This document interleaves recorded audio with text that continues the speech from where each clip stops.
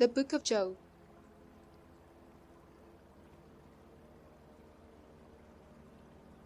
There was a man in the land of Uz, whose name was Job. And that man was blameless and upright, and one who feared God and shunned evil. And 7 sons and 3 daughters were born to him. Also, his possessions were 7,000 sheep, 3,000 camels, 500 yoke of oxen, 500 female donkeys, and a very large household, so that this man was the greatest of all the people of the East. And his sons would go and feast in their houses, each on his appointed day, and would send and invite their 3 sisters to eat and drink with them. So it was, when the days of feasting had run their course, that Job would send and sanctify them, and he would rise early in the morning and offer burnt offerings according to the number of them all. For Job said, "It may be that my sons have sinned and cursed God in their hearts." Thus Job did regularly. Now there was a day when the sons of God came to present themselves before the Lord, and Satan also came among them. And the Lord said to Satan, "From where do you come?" So Satan answered the Lord and said, "From going to and fro on the earth, and from walking back and forth on it." Then the Lord said to Satan, "Have you considered my servant Job, that there is none like him on the earth, a blameless and upright man, one who fears God and shuns evil?" So Satan answered the Lord and said, "Does Job fear God for nothing? Have you not made a hedge around him, around his household, and around all that he has on every side? You have blessed the work of his hands, and his possessions have increased in the land. But now, stretch out your hand and touch all that he has, and he will surely curse you to your face." And the Lord said to Satan, "Behold, all that he has is in your power, only do not lay a hand on his person." So Satan went out from the presence of the Lord. Now there was a day when his sons and daughters were eating and drinking wine in their oldest brother's house. And a messenger came to Job and said, "The oxen were plowing and the donkeys feeding beside them, when the Sabians raided them and took them away. Indeed, they have killed the servants with the edge of the sword, and I alone have escaped to tell you." While he was speaking, another also came and said, "The fire of God fell from heaven and burned up the sheep and the servants, and consumed them, and I alone have escaped to tell you." While he was still speaking, another also came and said, "The Chaldeans formed 3 bands, raided the camels and took them away, yes, and killed the servants with the edge of the sword. And I alone have escaped to tell you." While he was still speaking, another also came and said, "Your sons and daughters were eating and drinking wine in their oldest brother's house. And suddenly a great wind came from across the wilderness and struck the 4 corners of the house. And it fell on the young people, and they are dead, and I alone have escaped to tell you." Then Job arose, tore his robe, and shaved his head, and he fell to the ground and worshipped. And he said, "Naked I came from my mother's womb, and naked shall I return there. The Lord gave, and the Lord has taken away. Blessed be the name of the Lord." In all this, Job did not sin, nor charge God with any wrong.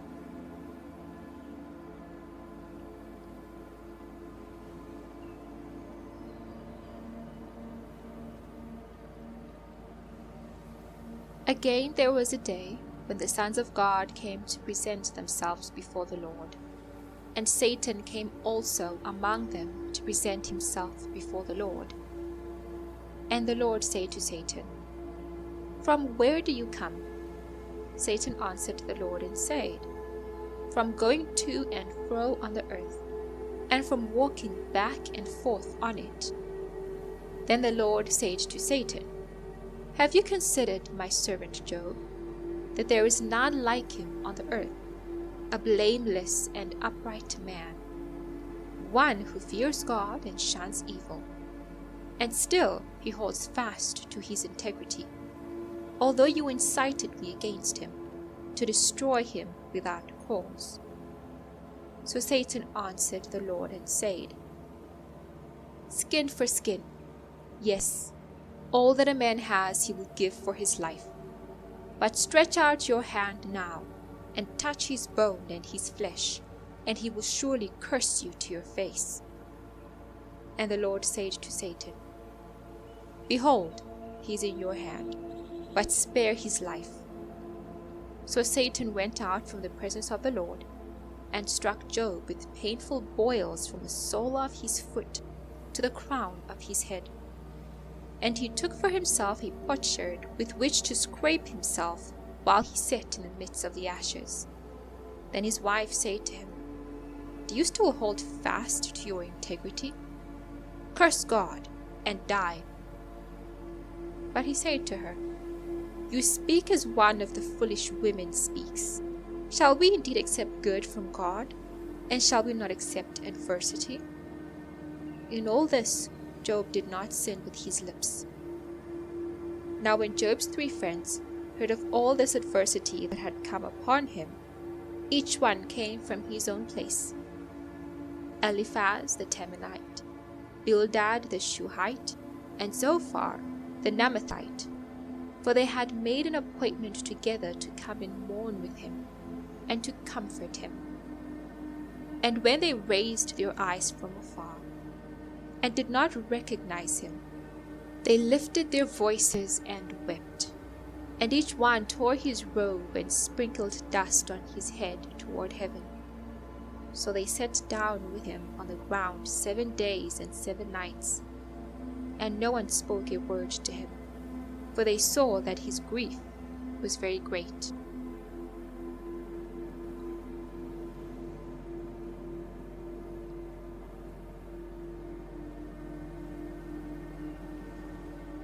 After this, Job opened his mouth and cursed the day of his birth.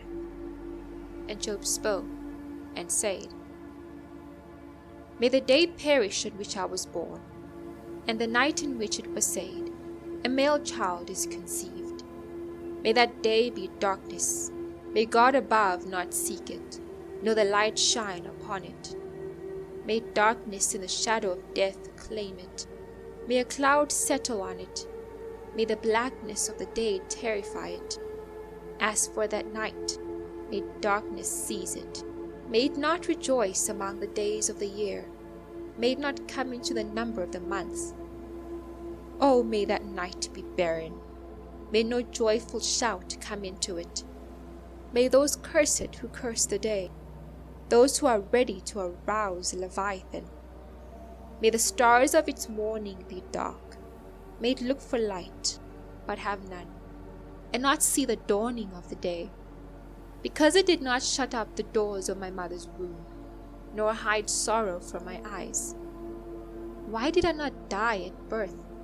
Why did I not perish when I came from the womb? Why did the knees receive me, or why the breasts, that I should nurse? For now I would have lain still and been quiet. I would have been asleep, then I would have been at rest, with kings and counselors of the earth, who built ruins for themselves, or with princes who had gold, who filled their houses with silver. Or why was I not hidden like a stillborn child, like infants who never saw light? There the wicked cease from troubling, and there the weary are at rest. There the prisoners rest together. They do not hear the voice of the oppressor. The small and great are there, and the servant is free from his master. Why is light given to him who is in misery, and life to the bitter of soul, who long for death, but it does not come, and search for it more than hidden treasures, who rejoice exceedingly, and are glad when they can find the grave? Why is light given to a man whose way is hidden, and whom God has hedged in? For my sighing comes before I eat, and my groanings pour out like water. For the thing I greatly feared has come upon me, and what I dreaded has happened to me. I am not at ease, nor am I quiet. I have no rest, for trouble comes.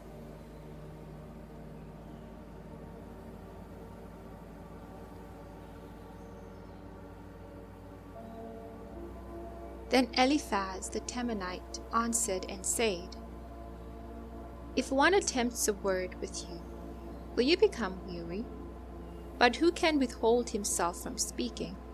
Surely you have instructed many, and you have strengthened weak hands. Your words have upheld him who was stumbling, and you have strengthened the feeble knees. But now it comes upon you, and you are weary. It touches you, and you are troubled. Is not your reverence your confidence, and the integrity of your ways your hope? Remember now, whoever perished being innocent, or where were the upright ever cut off? Even as I have seen, those who plow iniquity and sow trouble reap the same. By the blast of God they perish, and by the breath of his anger they are consumed. The roaring of the lion, the voice of the fierce lion, and the teeth of the young lions are broken. The old lion perishes for lack of prey, and the cubs of the lioness are scattered. Now a word was secretly brought to me, and my ear received a whisper of it, in disquieting thoughts from the visions of the night, when deep sleep falls on men. Fear came upon me, and trembling, which made all my bones shake. Then a spirit passed before my face. The hair on my body stood up. It stood still, but I could not discern its appearance. A form was before my eyes. There was silence. Then I heard a voice saying, Can a mortal become more righteous than God? Can a man be more pure than his Maker? If he puts no trust in his servants, if he charges his angels with error, how much more those who dwell in houses of clay, whose foundation is in the dust, who are crushed before a moth? They are broken in pieces from morning till evening. They perished forever, with no one regarding. Does not their own excellence go away? They die, even without wisdom.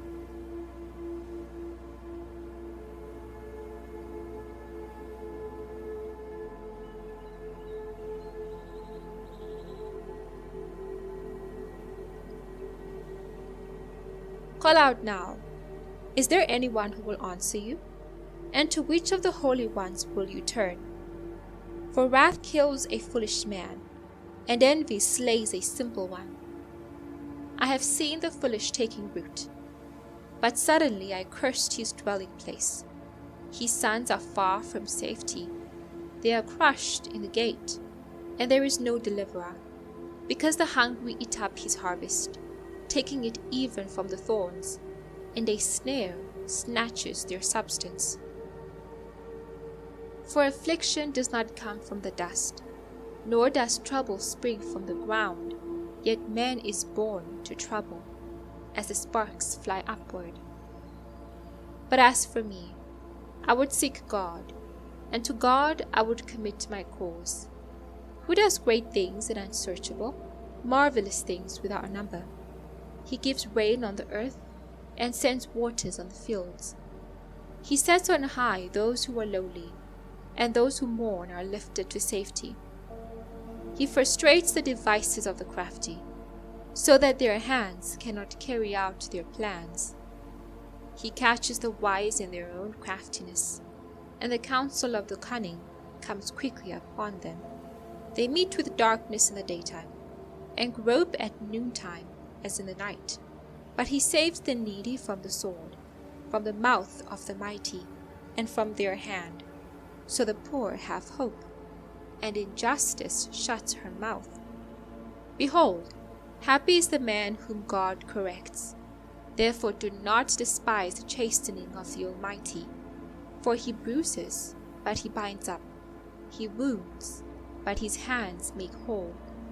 He shall deliver you in 6 troubles. Yes, in 7 no evil shall touch you. In famine he shall redeem you from death, and in war from the power of the sword. You shall be hidden from the scourge of the tongue. And you shall not be afraid of destruction when it comes. You shall laugh at destruction and famine. And you shall not be afraid of the beasts of the earth. For you shall have a covenant with the stones of the field, and the beasts of the field shall be at peace with you. You shall know that your tent is in peace. You shall visit your dwelling and find nothing amiss. You shall also know that your descendants shall be many, and your offspring like the grass of the earth. You shall come to the grave at a full age, as a sheaf of grain ripens in its season. Behold, this we have searched out. It is true. Hear it, and know for yourself.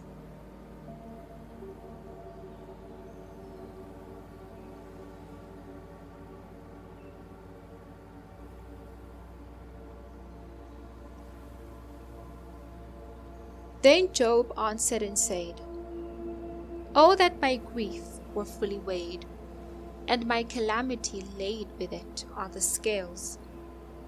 For then it would be heavier than the sand of the sea. Therefore my words have been rash. For the arrows of the Almighty are within me. My spirit drinks in their poison. The terrors of God are arrayed against me. Does the wild donkey bray when it has grass? Or does the ox low over its border? Can flavorless food be eaten without salt? Or is there any taste in the white of an egg? My soul refuses to touch them. They are as loathsome food to me. Oh, that I might have my request, that God would grant me the thing that I long for, that it would please God to crush me, that he would loose his hand and cut me off. Then I would still have comfort.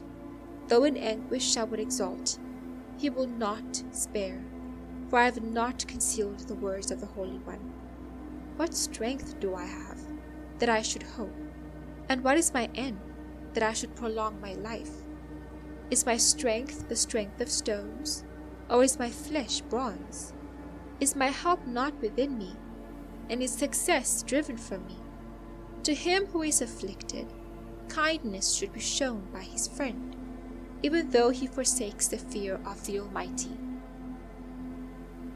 My brothers have dealt deceitfully like a brook, like the streams of the brooks that pass away, which are dark because of the ice, and into which the snow vanishes.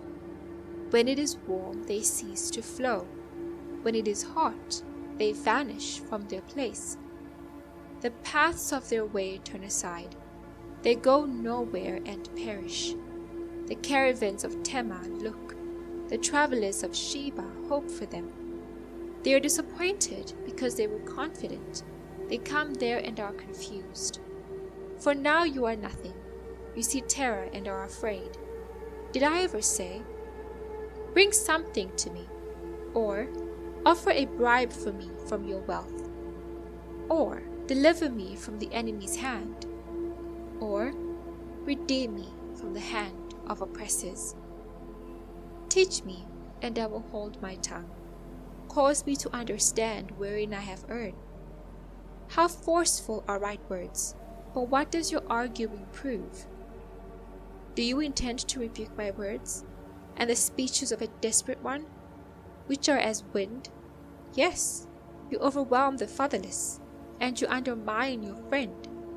Now therefore, be pleased to look at me, for I would never lie to your face. Yield now, let there be no injustice. Yes, concede, my righteousness still stands. Is there injustice on my tongue? Cannot my taste discern the unsavory?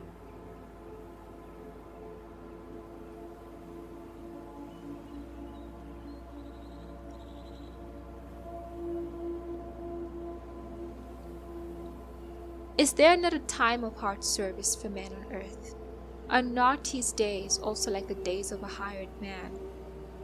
Like a servant who earnestly desires the shade, and like a hired man who eagerly looks for his wages, so I have been allotted months of futility, and wearisome nights have been appointed to me. When I lie down, I say, when shall I arise, and the night be ended? For I have had my fill of tossing till dawn. My flesh is caked with worms and dust. My skin is cracked and breaks out afresh. My days are swifter than a weaver's shuttle, and are spent without hope. Oh, remember that my life is a breath. My eye will never again see good. The eye of him who sees me will see me no more. While your eyes are upon me, I shall no longer be. As the cloud disappears and vanishes away, so he who goes down to the grave does not come up.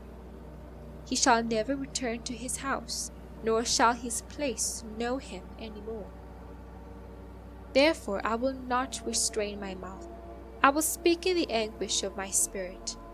I will complain in the bitterness of my soul. Am I a sea, or a sea serpent, that you set a guard over me?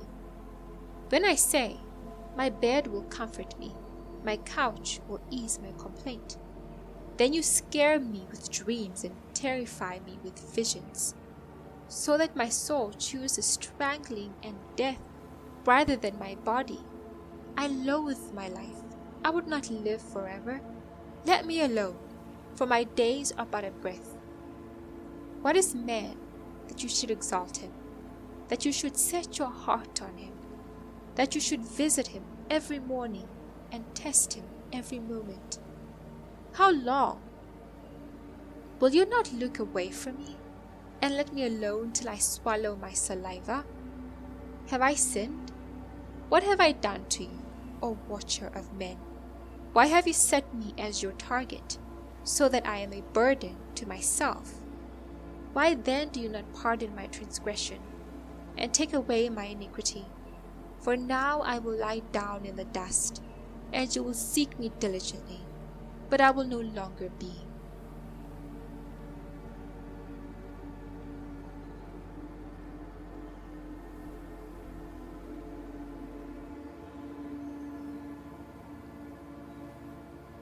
Then Bildad the Shuhite answered and said, How long will you speak these things, and the words of your mouth be like a strong wind?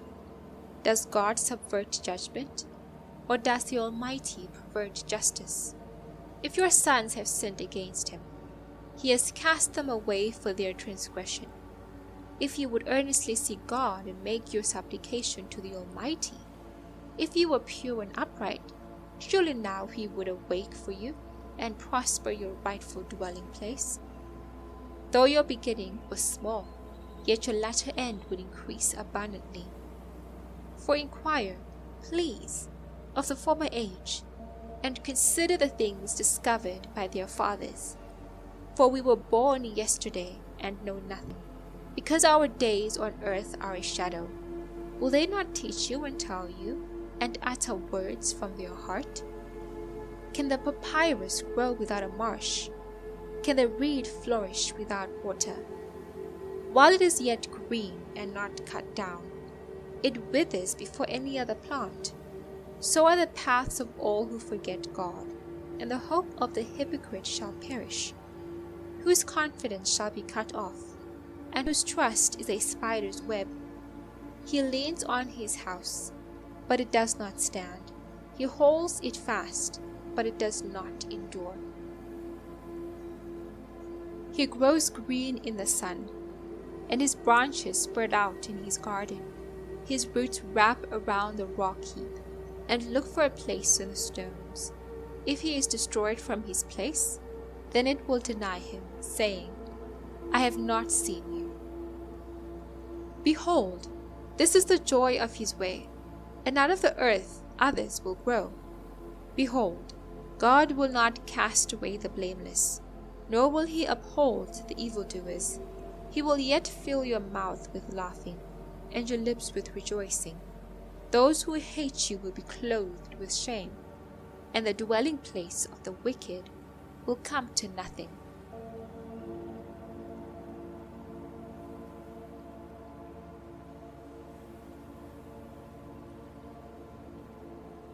Then Job answered and said, Truly I know it is so.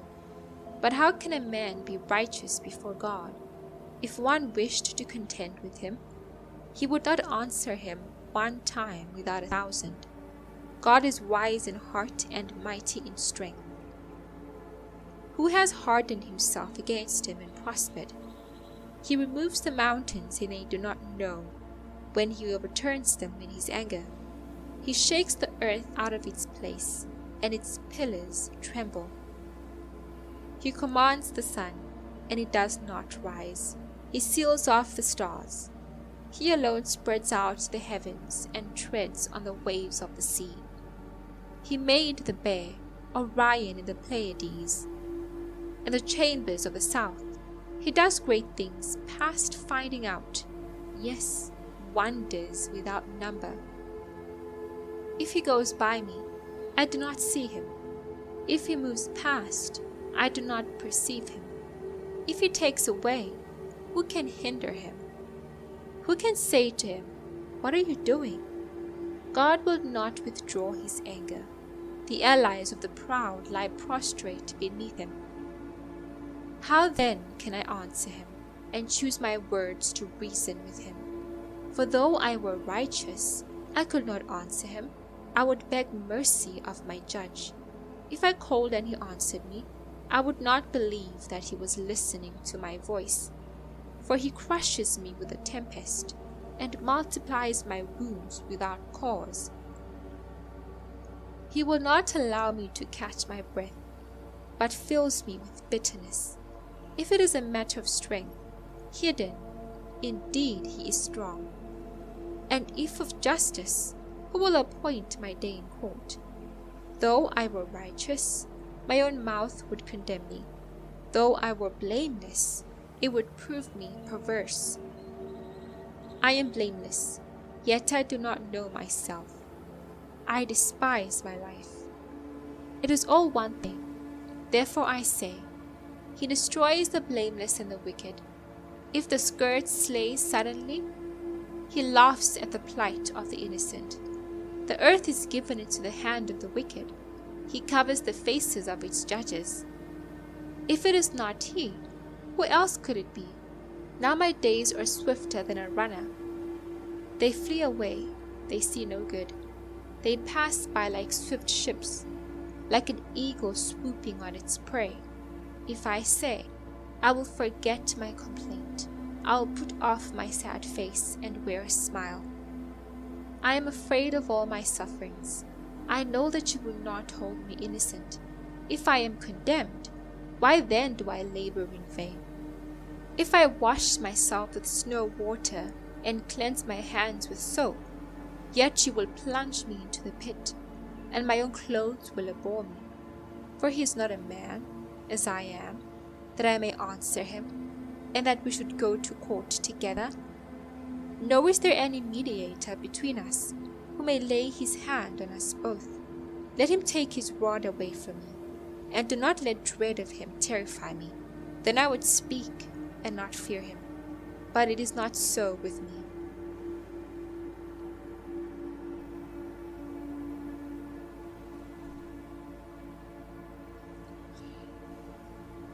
My soul loathes my life. I will give free course to my complaint. I will speak in the bitterness of my soul. I will say to God, Do not condemn me. Show me why you contend with me. Does it seem good to you that you should oppress, that you should despise the work of your hands, and smile on the counsel of the wicked? Do you have eyes of flesh, or do you see as man sees? Are your days like the days of a mortal man? Are your years like the days of a mighty man? that you should seek for my iniquity and search out my sin, although you know that I am not wicked, and there is no one who can deliver from your hand. Your hands have made me and fashioned me, an intricate unity, yet you would destroy me. Remember, I pray, that you have made me like clay, and will you turn me into dust again? Did you not pour me out like milk, and curdle me like cheese? Clothe me with skin and flesh, and knit me together with bones and sinews. You have granted me life and favor, and your care has preserved my spirit. And these things you have hidden in your heart. I know that this was with you. If I sin, then you mark me, and will not acquit me of my iniquity. If I am wicked, woe to me. Even if I am righteous, I cannot lift up my head. I am full of disgrace. See my misery. If my head is exalted, you hunt me like a fierce lion, and again you show yourself awesome against me. You renew your witness against me, and increase your indignation toward me. Changes and war are ever with me. Why then have you brought me out of the womb? Oh, that I had perished, and no eye had seen me. I would have been as though I had not been. I would have been carried from the womb to the grave. Are not my days few? Cease, leave me alone, that I may take a little comfort. Before I go to the place from which I shall not return, to the land of darkness and the shadow of death, a land as dark as darkness itself, as the shadow of death, without any order, where even the light is like darkness.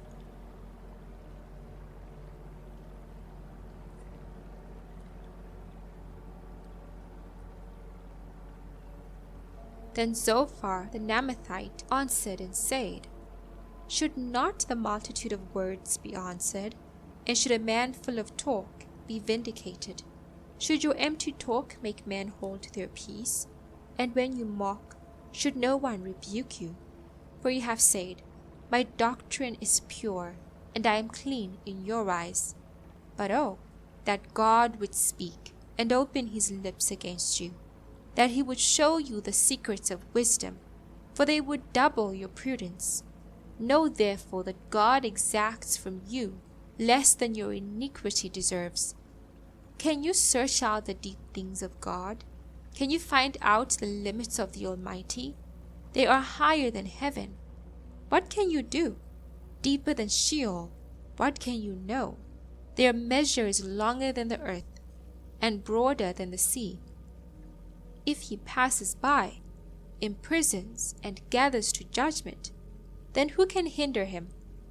For he knows deceitful man, he sees wickedness also. Will he not then consider it? For an empty-headed man will be wise, when a wild donkey's colt is born a man. If you would prepare your heart, and stretch out your hands toward him, if iniquity were in your hand, and you put it far away, and would not let wickedness dwell in your tents, then surely you could lift up your face without spot. Yes, you could be steadfast and not fear, because you would forget your misery, and remember it as waters that have passed away, and your life would be brighter than noonday. Though you were dark, you would be like the morning, and you would be secure, because there is hope. Yes, you would dig around you and take your rest in safety. You would also lie down, and no one would make you afraid. Yes, many would court your favor, but the eyes of the wicked will fail, and they shall not escape, and their hope, loss of life.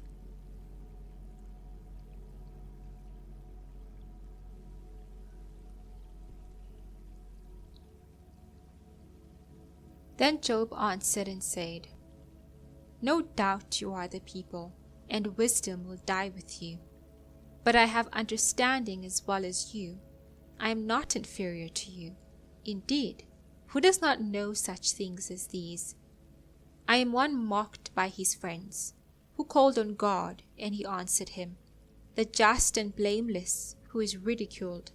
A lamp is despised in the thought of one who is at ease. It is made ready for those whose feet slip. The tents of robbers prosper, and those who provoke God are secure, in what God provides by his hand. But now ask the beasts, and they will teach you, and the birds of the air, and they will tell you. Or speak to the earth, and it will teach you, and the fish of the sea will explain to you. Who among all these does not know that the hand of the Lord has done this, in whose hand is the life of every living thing, and the breath of all mankind? Does not the ear test words, and the mouth taste its food? Wisdom is with aged men, and with length of days understanding. With him are wisdom and strength. He has counsel and understanding. If he breaks a thing down, it cannot be rebuilt. If he imprisons a man, there can be no release. If he withholds the waters, they dry up. If he sends them out, they overwhelm the earth. With him are strength and prudence. The deceived and the deceiver are his. He leads counselors away plundered, and makes fools of the judges. He loosens the bonds of kings, and binds their waist with a belt. He leads princes away plundered, and overthrows the mighty.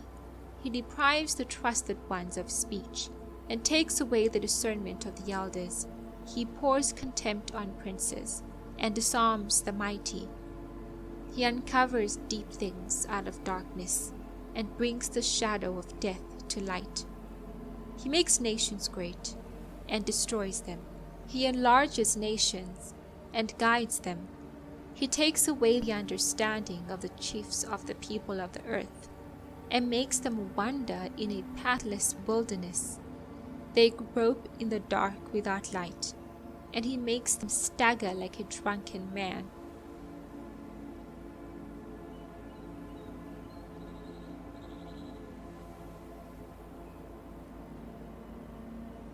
Behold, my eye has seen all this. My ear has heard and understood it. What you know, I also know. I am not inferior to you, but I would speak to the Almighty, and I desire to reason with God. But you forgers of lies, you are all worthless physicians. Oh, that you would be silent, and it would be your wisdom. Now hear my reasoning, and heed the pleadings of my lips. Will you speak wickedly for God, and talk deceitfully for him? Will you show partiality for him? Will you contend for God? Will it be well when he searches you out? Or can you mock him as one mocks a man? He will surely rebuke you if you secretly show partiality. Will not his excellence make you afraid, and the dread of him fall upon you? Your platitudes are proverbs of ashes. Your defenses are defenses of clay. Hold your peace with me, and let me speak. Then let come on me what may. Why do I take my flesh in my teeth, and put my life in my hands? Though he slay me, yet will I trust him. Even so, I will defend my own ways before him. He also shall be my salvation, for a hypocrite could not come before him. Listen carefully to my speech, and to my declaration with your ears. See now, I have prepared my case. I know that I shall be vindicated. Who is he who will contend with me? If now I hold my tongue, I perish. Only two things do not do to me, then I will not hide myself from you. Withdraw your hand far from me, and let not the dread of you make me afraid.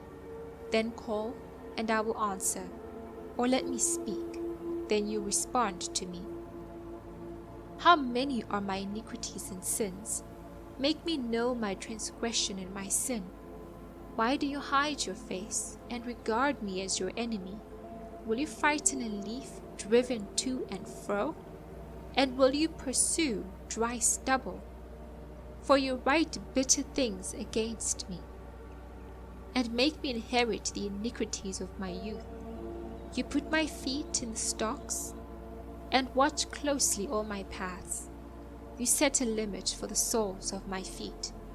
Man decays like a rotten thing, like a garment that is moth-eaten.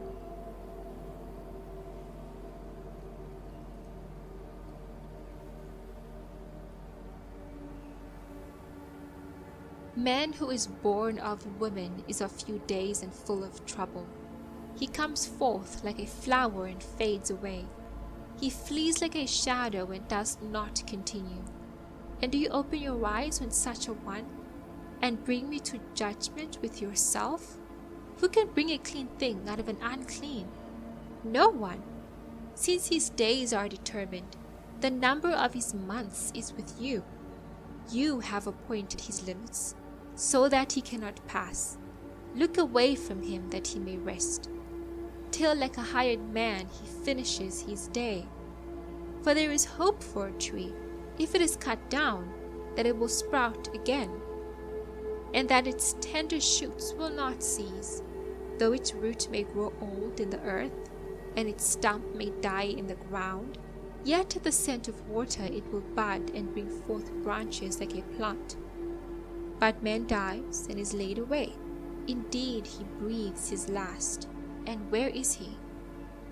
As water disappears from the sea, and a river becomes parched and dries up, so man lies down and does not rise, till the heavens are no more. They will not awake, nor be roused from their sleep. Oh, that you would hide me in the grave, that you would conceal me until your wrath is past, that you would appoint me a set time and remember me. If a man dies, shall he live again? All the days of my heart's service I will wait, till my change comes. You shall call, and I will answer you. You shall desire the work of your hands. For now you number my steps, but do not watch over my sin. My transgression is sealed up in a bag, and you cover my iniquity. But as a mountain falls and crumbles away, and as a rock is moved from its place, as water wears away stones, and as torrents wash away the soil of the earth, so you destroy the hope of man. You prevail forever against him, and he passes on. You change his countenance and send him away. His sons come to honor, and he does not know it. They are brought low, and he does not perceive it. But his flesh will be in pain over it, and his soul will mourn over it.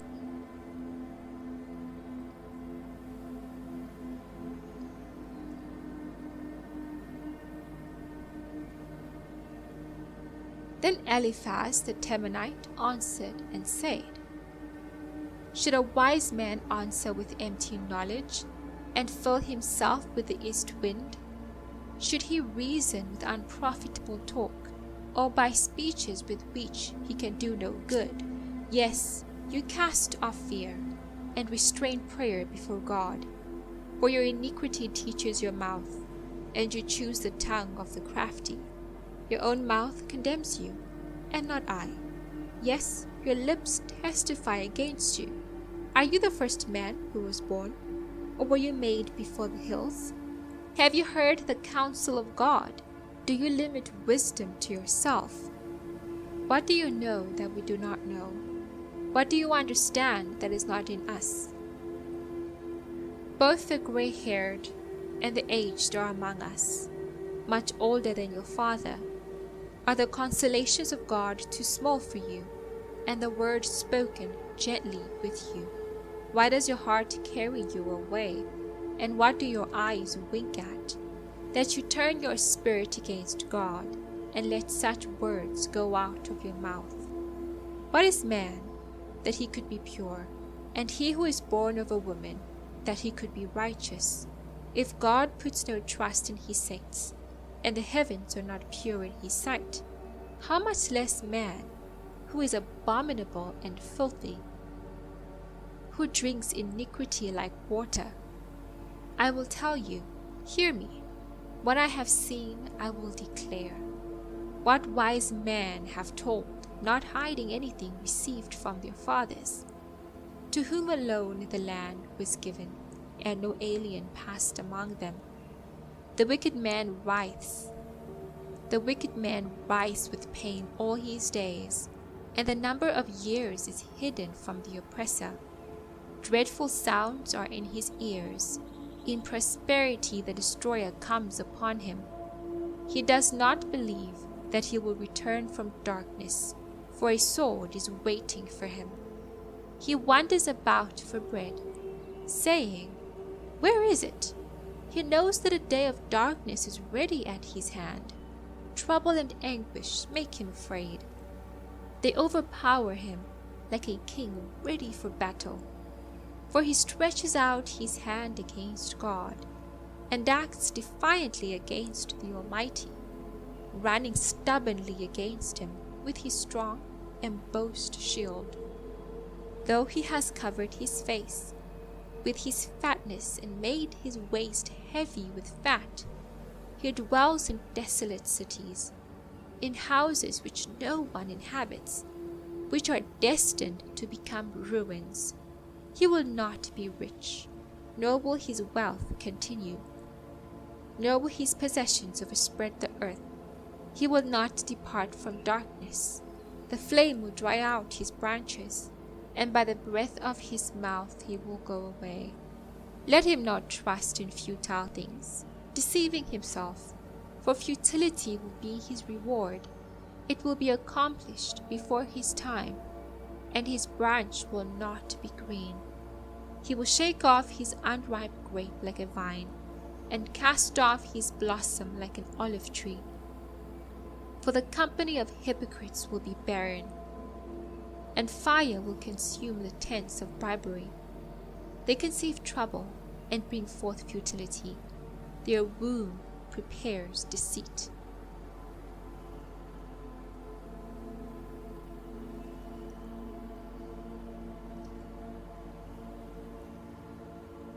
Then Job answered and said, I have heard many such things. Miserable comforters are you all. Shall words of wind have an end? Or what provokes you that you answer? I also could speak as you do. If your soul were in my soul's place, I would heap up words against you and shake my head at you.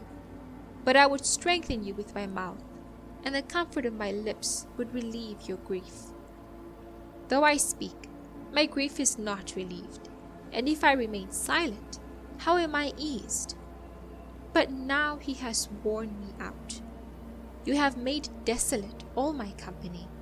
You have shriveled me up, and it is a witness against me.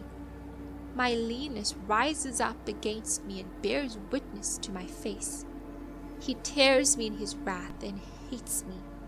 He gnashes at me with his teeth. My adversary sharpens his gaze on me. They gape at me with their mouth. They strike me reproachfully on the cheek. They gather together against me. God has delivered me to the ungodly and turned me over to the hands of the wicked. I was at ease, but he has shattered me. He also has taken me by my neck and shaken me to pieces. He has set me up for his target. His archers surround me. He pierces my heart and does not pity. He pours out my gall on the wound. He breaks me with wound upon wound. He runs at me like a warrior. I have sewn sackcloth over my skin and laid my head in the dust. My face is flushed from weeping, and on my eyelids is the shadow of death. Although no violence is in my hands, and my prayer is pure. O earth, do not cover my blood, and let my cry have no resting place. Surely even now my witness is in heaven, and my evidence is on high. My friends scorn me, my eyes pour out tears to God. Oh, that one might plead for a man with God, as a man pleads for his neighbor. For when a few years are finished, I shall go the way of no return.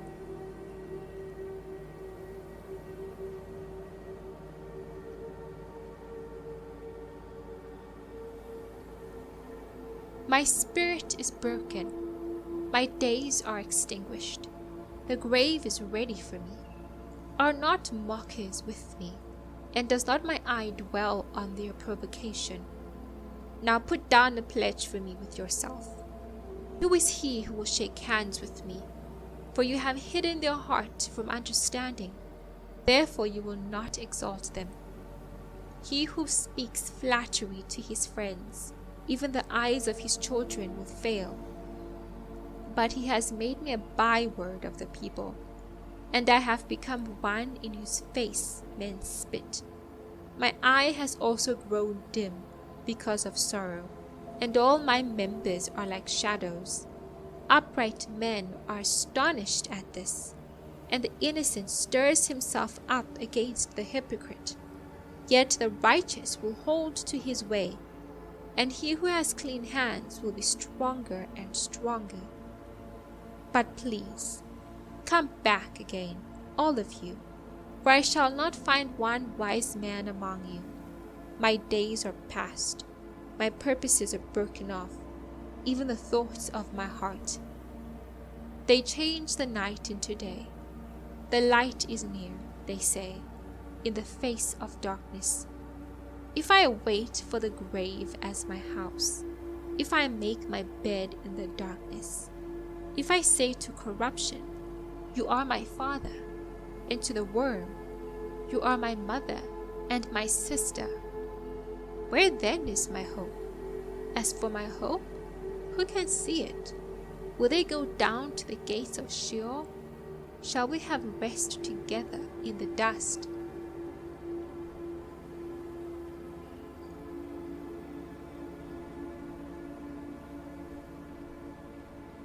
Then Bildad the Shuhite answered and said, How long till you put an end to words? Gain understanding, and afterward we will speak. Why are we counted as beasts, and regarded as stupid in your sight? You who tear yourself in anger, shall the earth be forsaken for you? Or shall the rock be removed from its place? The light of the wicked indeed goes out, and the flame of his fire does not shine. The light is dark in his tent, and his lamp beside him is put out. The steps of his strength are shortened, and his own counsel casts him down. For he is cast into a net by his own feet, and he walks into a snare. The net takes him by the heel, and a snare lays hold of him. A noose is hidden for him on the ground, and a trap for him in the road. Terrors frighten him on every side, and drive him to his feet.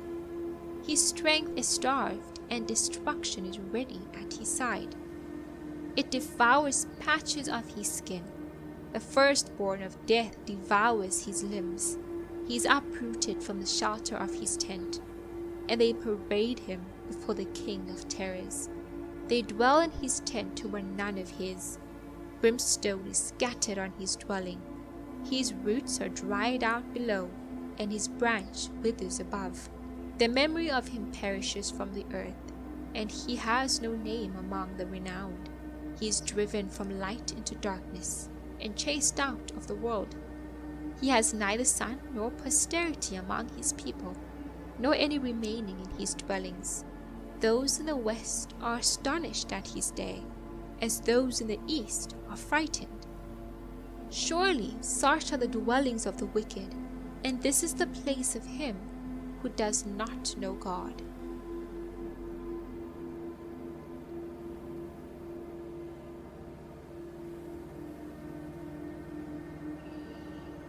Then Job answered and said, How long will you torment my soul, and break me in pieces with words? These 10 times you have reproached me. You are not ashamed that you have wronged me. And if indeed I have erred, my error remains with me. If indeed you exalt yourselves against me, and plead my disgrace against me, know then that God has wronged me. and has surrounded me with his net. If I cry out concerning wrong, I am not heard. If I cry aloud, there is no justice. He has fenced up my way so that I cannot pass, and he has set darkness in my paths. He has stripped me of my glory and taken a crown from my head. He breaks me down on every side, and I am gone. My hope he has uprooted like a tree. He has also kindled his wrath against me, and he counts me as one of his enemies. His troops come together and build up their road against me. They encamp all around my tent. He has removed my brothers far from me, and my acquaintances are completely estranged from me. My relatives have failed, and my close friends have forgotten me. Those who dwell in my house and my maidservants count me as a stranger. I am an alien in their sight. I call my servant, but he gives no answer. I beg him with my mouth. My breath is offensive to my wife, and I am repulsive to the children of my own body. Even young children despise me. I arise and they speak against me. All my close friends abhor me, and those whom I love have turned against me. My bone clings to my skin and to my flesh, and I have escaped by the skin of my teeth. Have pity on me, all you my friends, for the hand of God has struck me. Why do you persecute me as God does, and are not satisfied with my flesh? Oh, that my words were written. Oh, that they were inscribed in a book, that they were engraved on a rock with an iron pen and lead forever. For I know that my Redeemer lives, and he shall stand at last on the earth. And my skin is destroyed, this I know, that in my flesh I shall see God, whom I shall see for myself, and my eyes shall behold, and not another. How my heart yearns within me. If you should say, how shall we persecute him, since the root of the matter is found in me? Be afraid of the sword for yourselves, for wrath brings the punishment of the sword, that you may know there is a judgment.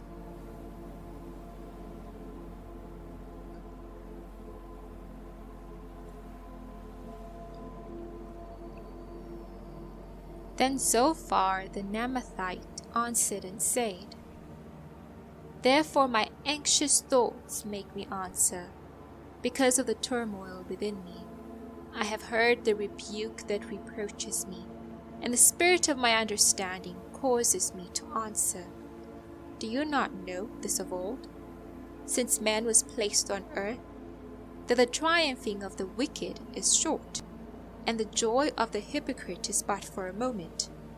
Though his haughtiness mounts up to the heavens, and his head reaches to the clouds, yet he will perish forever like his own refuse. Those who have seen him will say, Where is he? He will fly away like a dream, and not be found. Yes, he will be chased away like a vision of the night.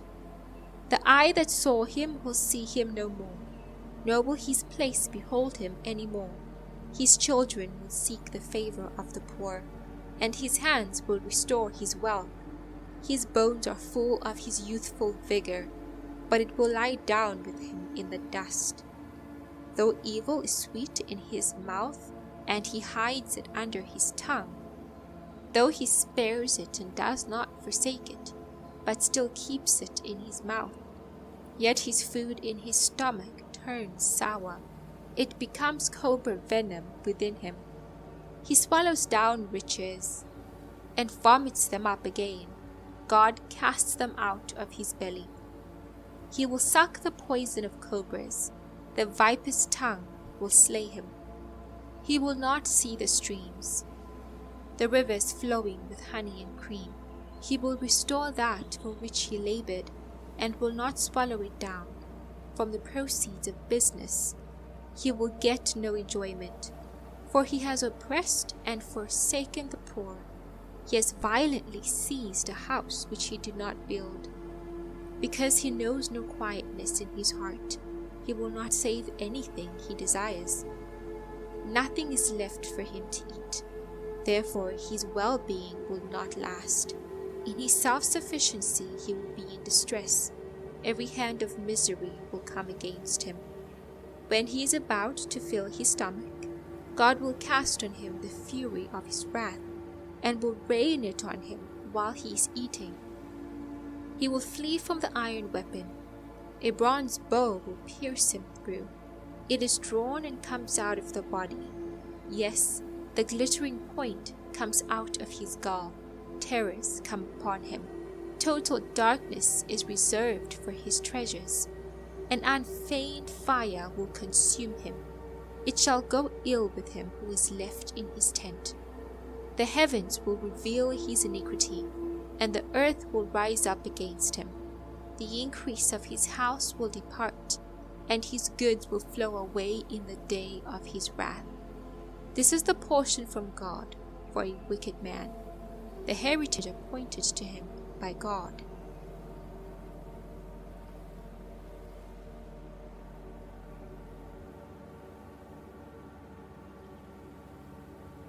Then Job answered and said, Listen carefully to my speech, and let this be your consolation.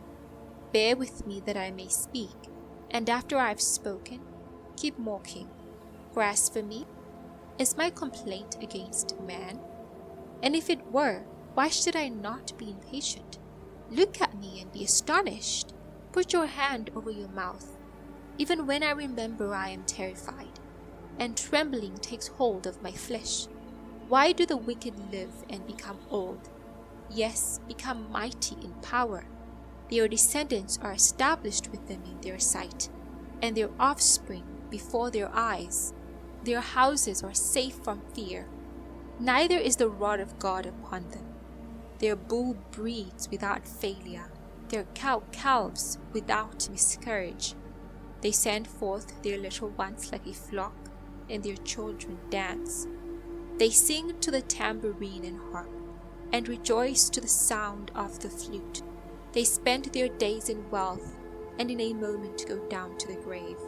Yet they say to God, Depart from us, for we do not desire the knowledge of your ways. Who is the Almighty, that we should serve him?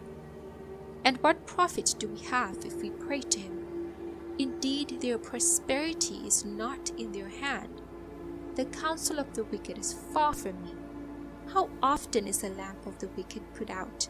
How often does their destruction come upon them? The sorrows God distributes in his anger. They are like straw before the wind, and like chaff that a storm carries away. They say, God lays up one's iniquity for his children. Let him recompense him, that he may know it. Let his eyes see his destruction, and let him drink of the wrath of the Almighty. For what does he care about the household after him, when the number of his months are cut in half? Can anyone teach God knowledge, since he judges those on high? One dies in his full strength, being wholly at ease and secure. His pails are full of milk, and the marrow of his bones is moist. Another man dies in the bitterness of his soul, never having eaten with pleasure.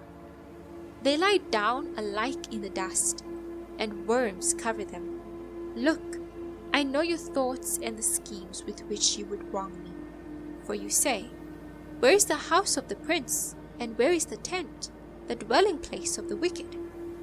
Have you not asked those who travel the road, and do you not know their signs? For the wicked are reserved for the day of doom. They shall be brought out on the day of wrath. Who condemns his way to his face, and who repays him for what he has done? Yet he shall be brought to the grave, and a vigil kept over the tomb. The clods of the valley shall be sweet to him. Every one shall follow him, as countless have gone before him. How then can you comfort me with empty words, since falsehood remains in your answers?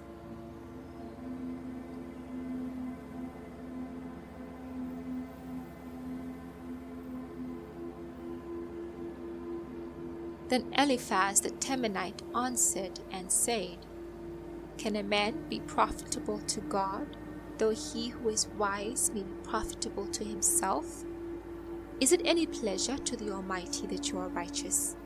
Is it any pleasure to the Almighty that you are righteous? Or is it gain to him that you make your ways blameless?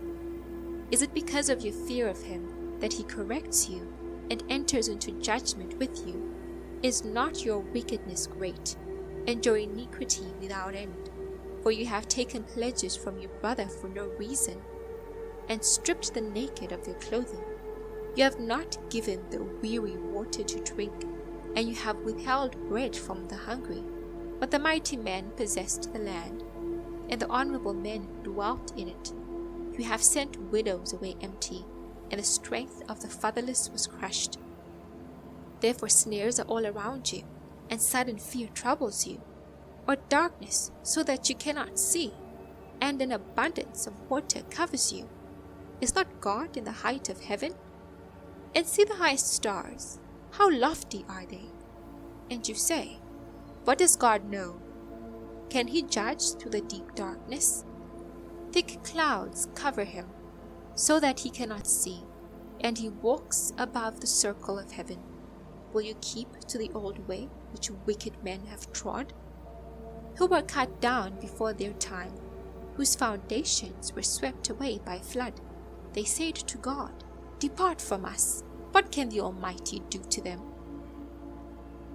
Yet he filled their houses with good things, but the counsel of the wicked is far from me. The righteous see it and are glad, and the innocent laugh at them. Surely our adversaries are cut down, and the fire consumes their remnant. Now acquaint yourself with him, and be at peace. Thereby good will come to you. Receive, please, instruction from his mouth, and lay up his words in your heart. If you return to the Almighty, you will be built up. You will remove iniquity far from your tents. Then you will lay your gold in the dust, and the gold of Ophir among the stones of the brooks. Yes, the Almighty will be your gold and your precious silver, for then you will have your delight in the Almighty, and lift up your face to God. You will make your prayer to him. He will hear you, and you will pay your vows. You will also declare a thing, and it will be established for you, so light will shine on your ways. When they cast you down, and you say, Exaltation will come, then he will save the humble person. He will even deliver one who is not innocent. Yes, he will be delivered by the purity of your hands.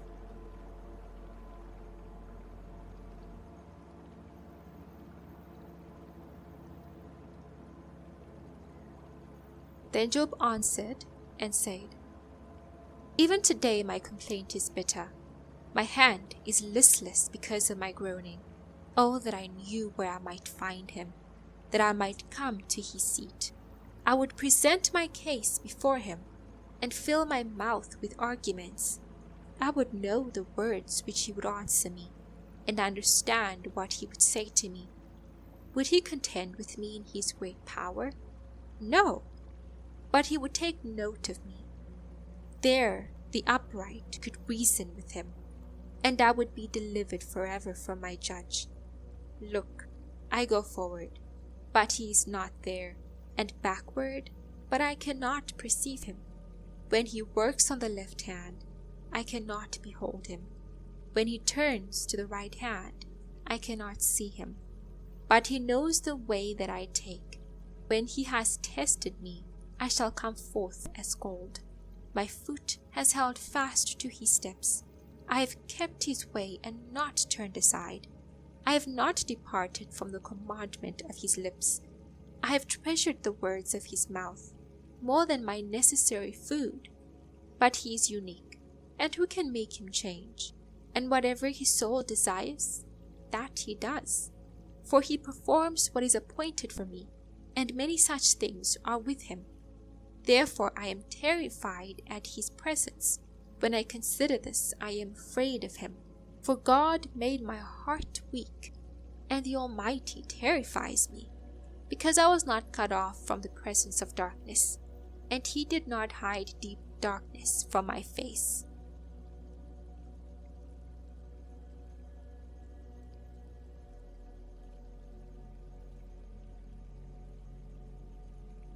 Since times are not hidden from the Almighty, why do those who know him see not his days?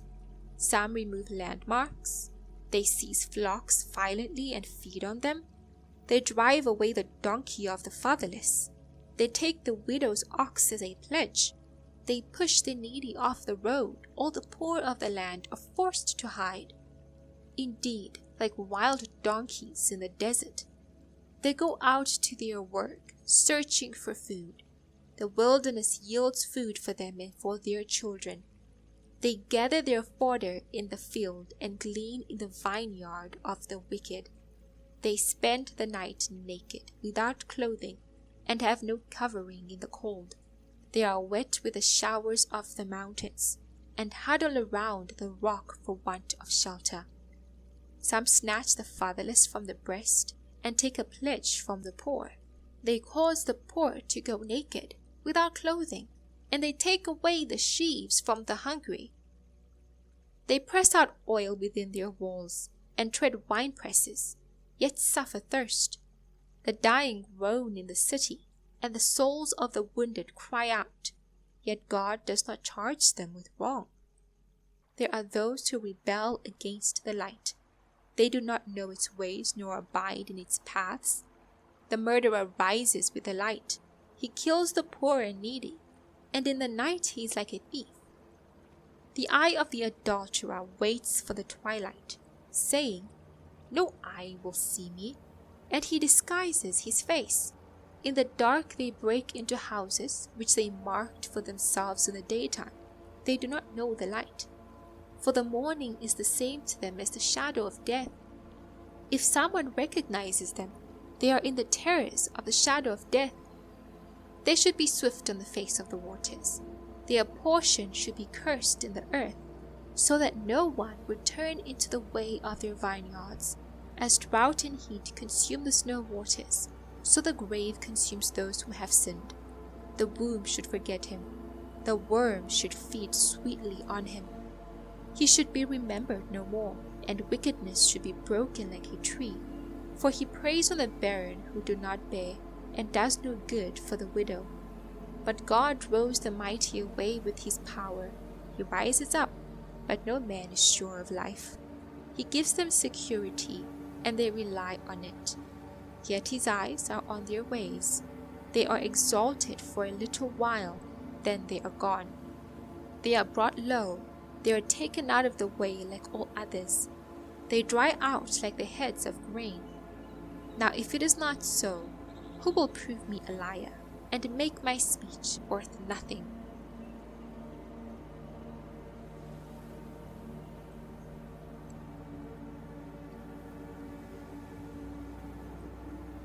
Then Bildad the Shuhite answered and said, "Dominion and fear belongs to him.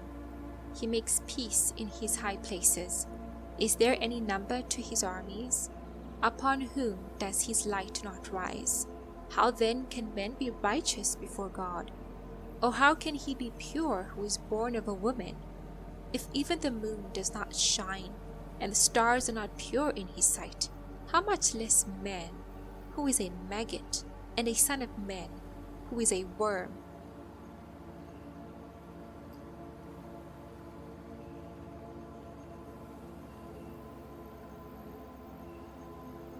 But Job answered and said, "How have you helped him who is without power? How have you saved the arm that has no strength? How have you counseled one who has no wisdom? And how have you declared sound advice to many? To whom have you uttered words, and whose spirit came from you? The dead tremble, those under the waters and those inhabiting them. Those under the waters and those inhabiting them. Sheol is naked before him, and destruction has no covering. He stretches out to the north over empty space. He hangs the earth on nothing. He binds up the water in his thick clouds. yet the clouds are not broken under it. He covers the face of his throne and spreads his cloud over it. He drew a circular horizon on the face of the waters, at the boundary of light and darkness. The pillars of heaven tremble and are astonished at his rebuke. He stirs up the sea with his power, and by his understanding he breaks up the storm. By his spirit he adorned the heavens. His hand pierced the fleeing serpent. Indeed, these are the mere edges of his ways, and how small a whisper we hear of him. But the thunder of his power, who can understand?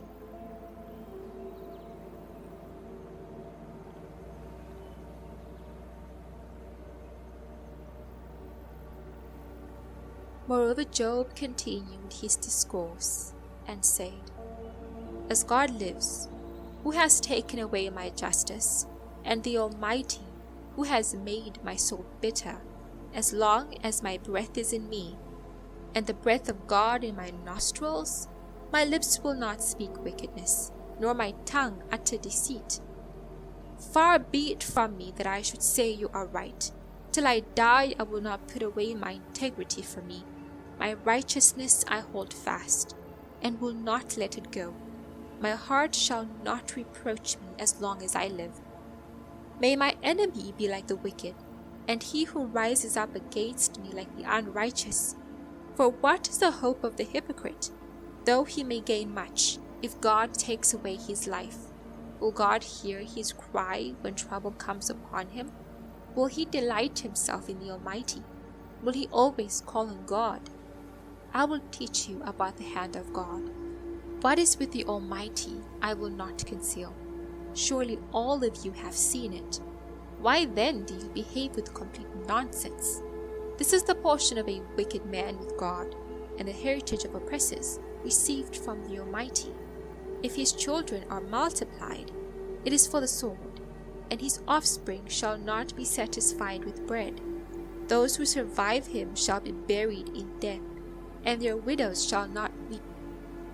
Though he heaps up silver like dust, and piles up clothing like clay, he may pile it up, but the just will wear it, and the innocent will divide the silver. He builds his house like a moth, like a booth which a watchman makes. The rich man will lie down, but not be gathered up. He opens his eyes, and he is no more. Terrors overtake him like a flood. A tempest steals him away in the night. The east wind carries him away, and he is gone. It sweeps him out of his place. It hurls against him and does not spare. He flees desperately from its power. Men shall clap their hands at him, and shall hiss him out of his place.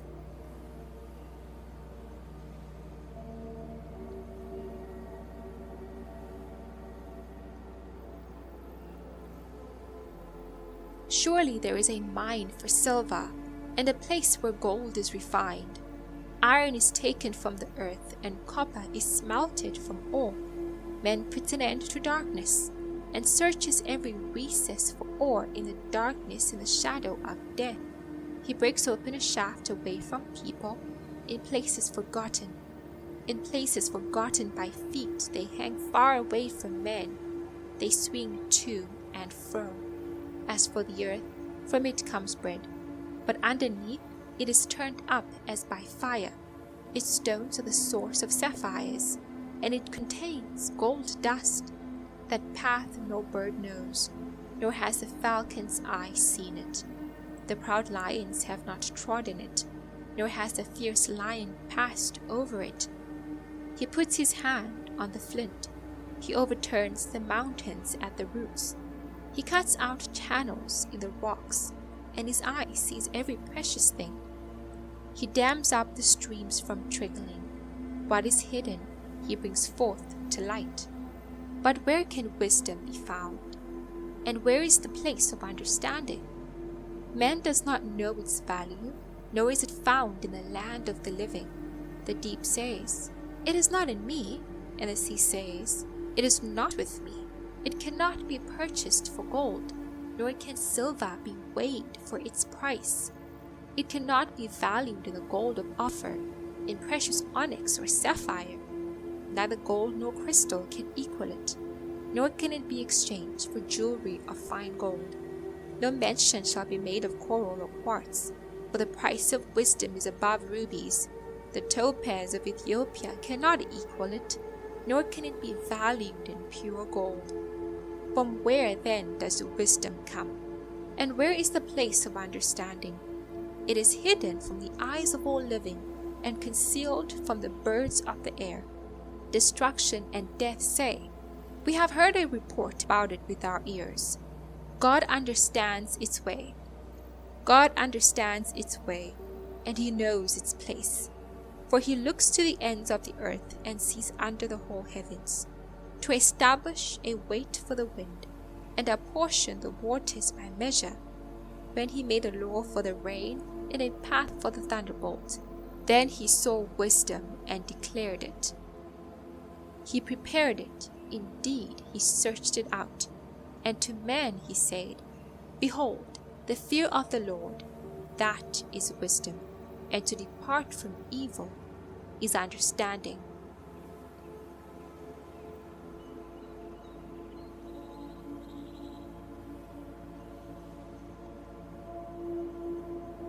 Job further continued his discourse and said, "Oh, that I were as in months past, as in the days when God watched over me, when his lamp shone upon my head, and when by his light I walked through darkness, just as I was in the days of my prime, when the friendly counsel of God was over my tent, when the Almighty was yet with me, when my children were around me, when my steps were bathed with cream, and the rock poured out rivers of oil for me, when I went out to the gate by the city, when I took my seat in the open square.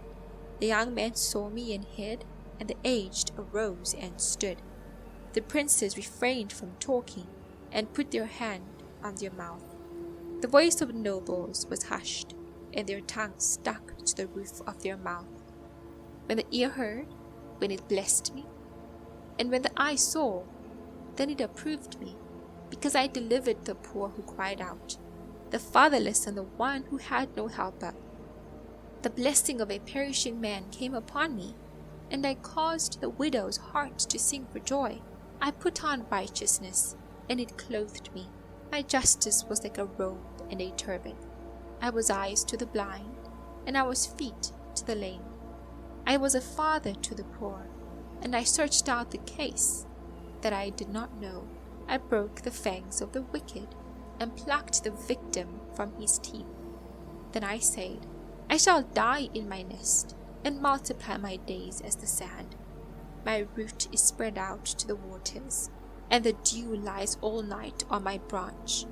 My glory is fresh within me, and my bow is renewed in my hand. Men listened to me and waited, and kept silence for my counsel. After my words they did not speak again, and my speech settled on them as dew. They waited for me as for the rain, and they opened their mouth wide as for the spring rain. If I mocked at them, they did not believe it, and the light of my countenance they did not cast down. I chose the way for them, and sat as chief. So I dwelt as a king in the army, as one who comforts mourners.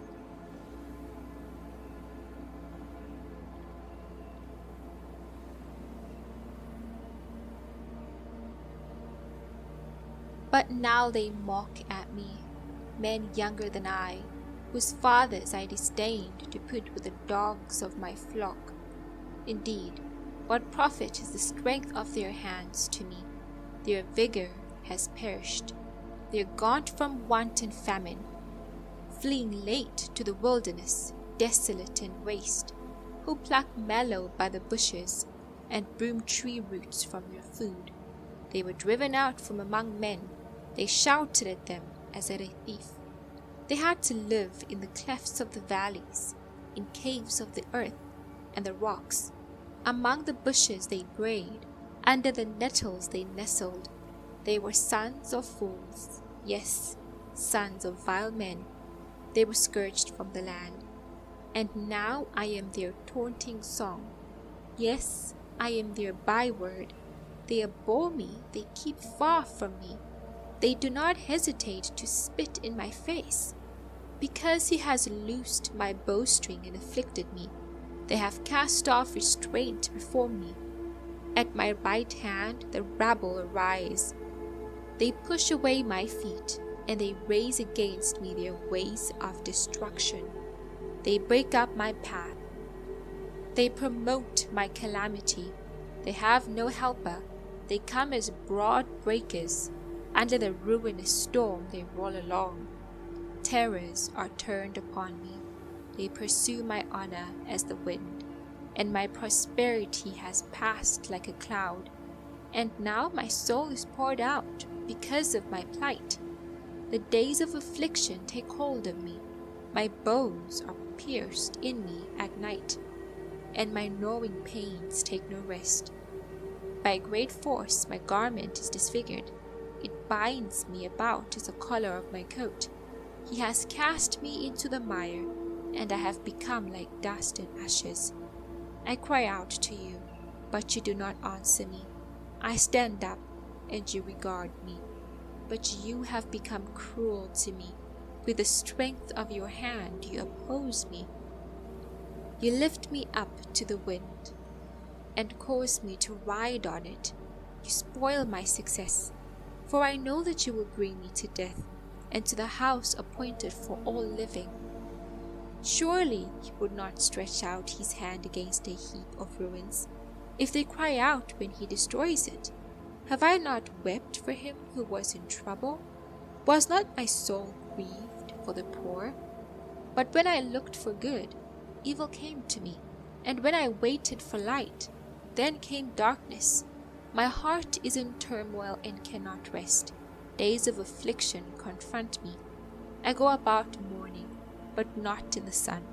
I stand up in the assembly and cry out for help. I am a brother of jackals, and a companion of ostriches. My skin grows black and falls from me. My bones burn with fever. My harp is turned to mourning, and my flute to the voice of those who weep.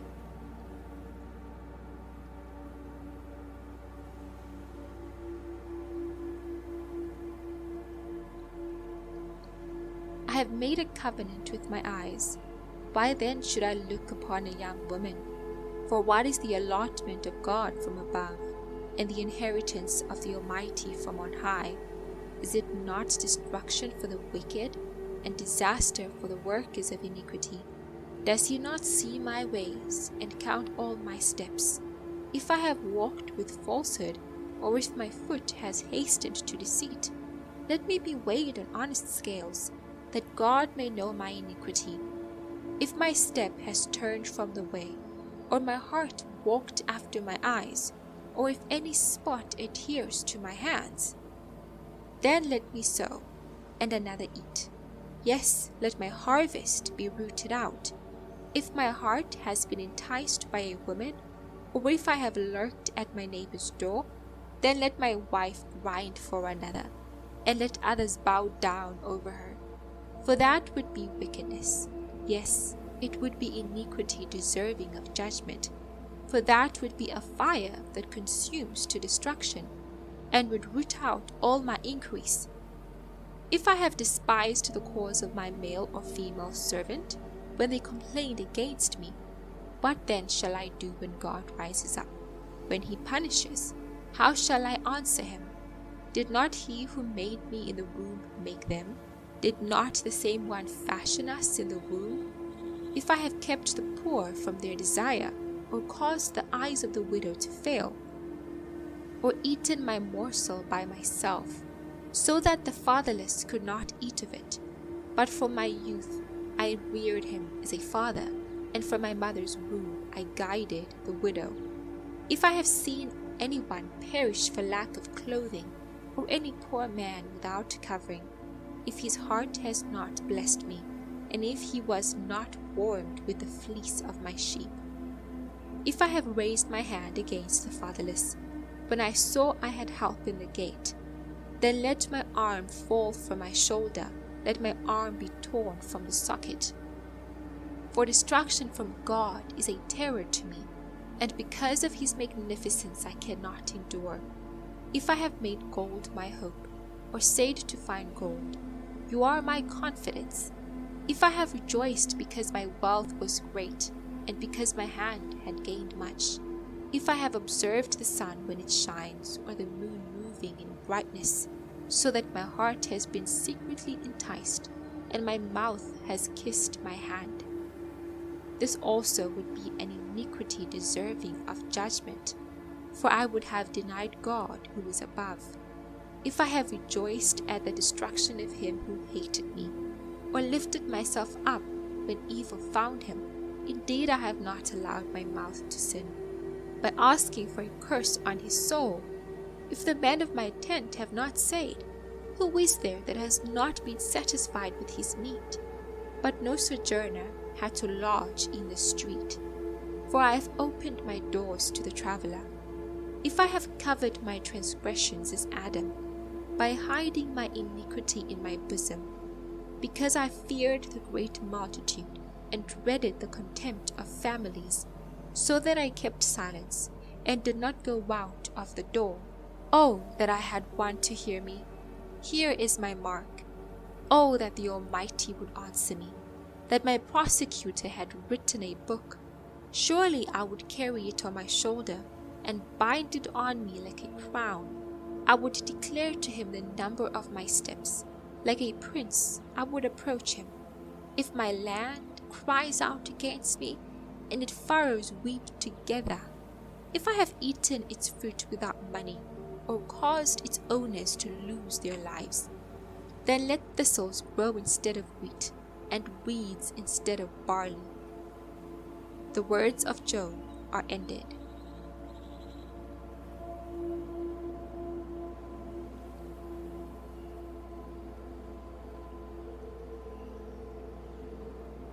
So these three men ceased answering Job, because he was righteous in his eyes. Then the wrath of Elihu, the son of Barachel, the Buzite, of the family of Ram, was aroused against Job, whose wrath was aroused because he justified himself rather than God. Also against his three friends his wrath was aroused, because they had found no answer, and yet had condemned Job. Now because they were years older than he, Elihu had waited to speak to Job. When Elihu saw that there was no answer in the mouth of these three men, his wrath was aroused. So Elihu, the son of Barachel, the Buzite, answered and said, I am young in years, and you are very old. Therefore I was afraid, and dared not declare my opinion to you. I said, Age should speak, and multitude of years should teach wisdom. But there is a spirit in man, and the breath of the Almighty gives him understanding.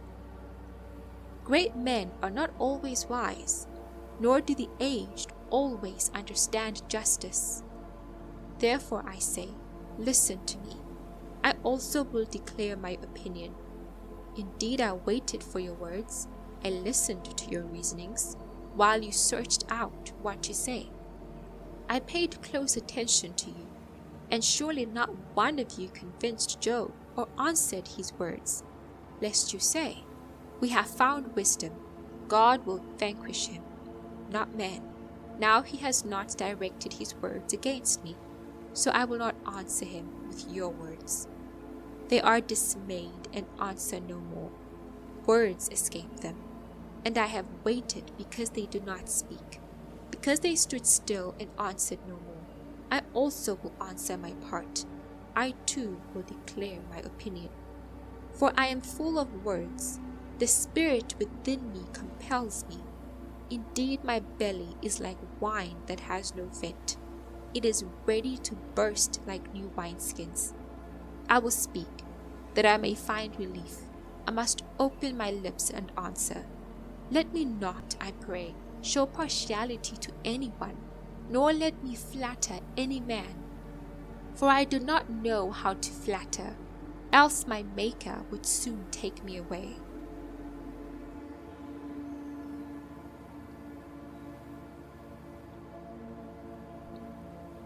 But these, Job, hear my speech, and listen to all my words. Now I open my mouth. My tongue speaks in my mouth. My words come from my upright heart. My lips utter pure knowledge. The Spirit of God has made me, and the breath of the Almighty gives me life. If you can answer me, set your words in order before me. Take your stand. Truly I am as your spokesman before God. I also have been formed out of clay. Surely no fear of me will terrify you, nor will my hand be heavy on you. Surely you have spoken in my hearing, and I have heard the sound of your words, saying, I am pure, without transgression. I am innocent, and there is no iniquity in me. Yet he finds occasions against me. He counts me as his enemy. He puts my feet in the stocks. He watches all my paths. Look, in this you are not righteous. I will answer you, for God is greater than man. Why do you contend with him? For he does not give an accounting of any of his words. For God may speak in one way or in another, yet man does not perceive it. In a dream, in a vision of the night, when deep sleep falls upon men, while slumbering on their beds, then he opens the ears of men and seals their instruction, in order to turn man from his deed and conceal pride from men. He keeps back his soul from the pit, and his life from perishing by the sword. Man is also chastened with pain on his bed, and with strong pain in many of his bones, so that his life abhors bread, and his soul succulent food. His flesh wastes away from sight, and his bones stick out which once were not seen. Yes, his soul draws near the pit, and his life to the executioners. If there is a messenger for him, a mediator, one among 1,000, to show men his uprightness, then he is gracious to him and says, Deliver him from going down to the pit. I have found a ransom. His flesh shall be young like a child's. He shall return to the days of his youth. He shall pray to God, and he will delight in him. He shall see his face with joy, for he restores to man his righteousness. Then he looks at man and says, I have sinned, and perverted what was right, and did not profit me. He will redeem his soul from going down to the pit, and his life shall see the light. Behold, God works all these things, twice, in fact, 3 times with a man, to bring back his soul from the pit, that he may be enlightened with the light of life. Give ear, Job, listen to me. Hold your peace, and I will speak. If you have anything to say, answer me.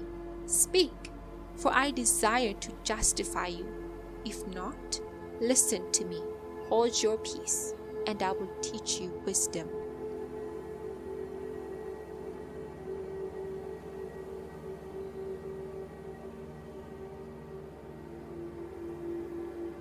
Elihu further answered and said, Hear my words, you wise men. Give ear to me, you who have knowledge. For the ear tests words as the palate tastes food. Let us choose justice for ourselves. Let us know among ourselves what is good. For Job had said, I am righteous, but God has taken away my justice. Should I lie concerning my right? My wound is incurable, though I am without transgression. What man is like Job, who drinks scorn like water, who goes in company with the workers of iniquity, and walks with wicked men? For he has said, It profits a man nothing, that he should delight in God. Therefore listen to me, you men of understanding. Far be it from God to do wickedness, and from the Almighty to commit iniquity. For he repays man according to his work, and makes man to find a reward according to his way. Surely God will never do wickedly, nor will the Almighty pervert justice. Who gave him charge over the earth, or who appointed him over the whole world? If he should set his heart on it, If he should gather to himself his spirit and his breath, all flesh would perish together, and men would return to dust. If you have understanding, hear this. Listen to the sound of my words. Should one who hates justice govern, will you condemn him who is most just? Is it fitting to say to a king, you are worthless, and to nobles, you are wicked? Yet he is not partial to princes, nor does he regard the rich more than the poor, for they are all the work of his hands. In a moment they die, in the middle of the night. The people are shaken and pass away. The mighty are taken away without a hand.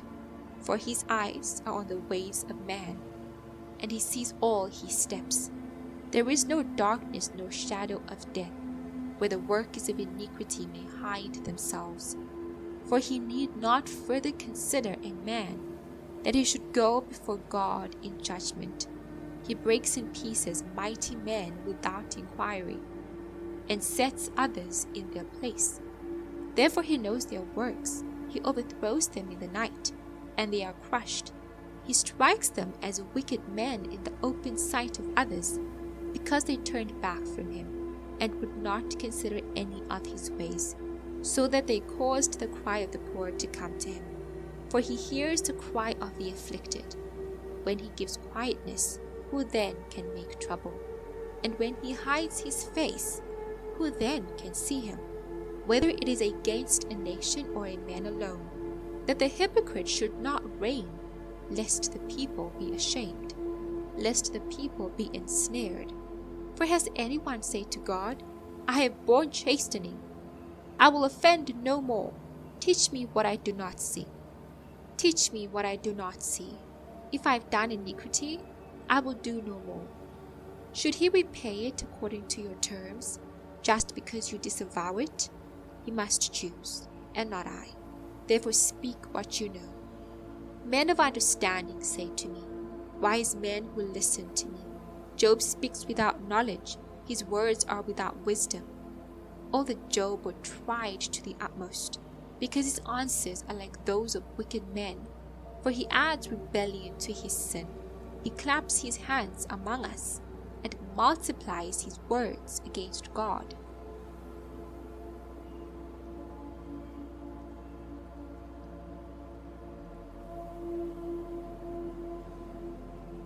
Moreover, Elihu answered and said, do you think this is right? Do you say, my righteousness is more than God's? For you say, what advantage will it be to you? What profit shall I have, more than if I had sinned? I will answer you, and your companions with you. Look to the heavens and see and behold the clouds. They are higher than you. If you sin, what do you accomplish against him? Or if your transgressions are multiplied, what do you do to him? If you are righteous, what do you give him? Or what does he receive from your hand? Your wickedness affects a man such as you, and your righteousness a son of man. Because of the multitude of oppressions they cry out.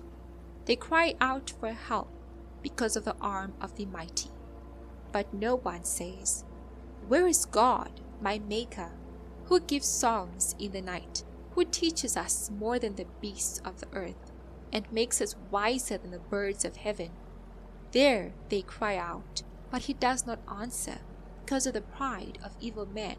Surely God will not listen to empty talk, nor will the Almighty regard it. Although you say you do not see him, yet justice is before him, and you must wait for him.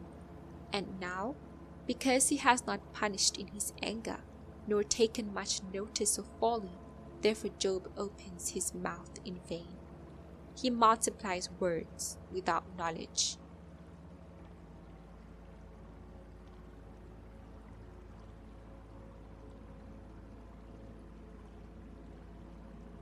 Elihu also proceeded and said, bear with me a little, and I will show you that there are yet words to speak on God's behalf. I'll fetch my knowledge from afar. I will ascribe righteousness to my Maker, for truly my words are not false. One who is perfect in knowledge is with you. Behold, God is mighty, but despises no one. He is mighty in strength of understanding. He does not preserve the life of the wicked, but gives justice to the oppressed. He does not withdraw his eyes from the righteous, but they are on the throne with kings, for he has seated them forever. And they are exalted, and if they are bound in fetters, held in the cords of affliction, then he tells them their work and their transgressions, that they have acted defiantly. He also opens their ear to instruction, and commands that they turn from iniquity. If they obey and serve him, they shall spend their days in prosperity, and their years in pleasures. But if they do not obey, they shall perish by the sword, and they shall die without knowledge. But the hypocrites in heart store up wrath.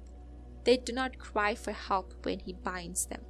They die in youth, and their life ends among the perverted persons. He delivers the poor in their affliction, and opens their ears in oppression. Indeed, he would have brought you out of dire distress, into a broad place where there is no restraint. And what is set on your table would be full of richness, but you are filled with the judgment due to the wicked. Judgment and justice take hold of you. Because there is wrath, beware lest he take you away with one blow, for a large ransom would not help you avoid it. Will your riches or all the mighty forces keep you from distress? Do not desire the night, when people are cut off in their place. Take heed, do not turn to iniquity, for you have chosen this rather than affliction. Behold, God is exalted by his power. Who teaches like him? Who has assigned him his way, or who has said, "You have done wrong"? Elihu proclaims God's majesty. Remember to magnify his work, of which man hath sung. Everyone has seen it. Man looks on it from afar. Behold, God is great, and we do not know him, nor can the number of his years be discovered. For he draws up drops of water, which distill as rain from the mist, which the clouds drop down and pour abundantly on man. Indeed, can anyone understand the spreading of clouds? The thunder from his canopy. Look, he scatters his light upon it, and covers the depths of the sea. For by these he judges the peoples.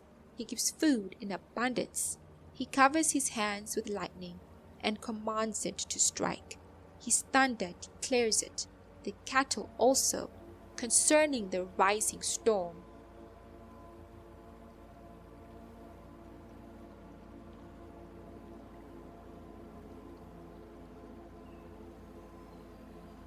At this also my heart trembles, and leaps from its place.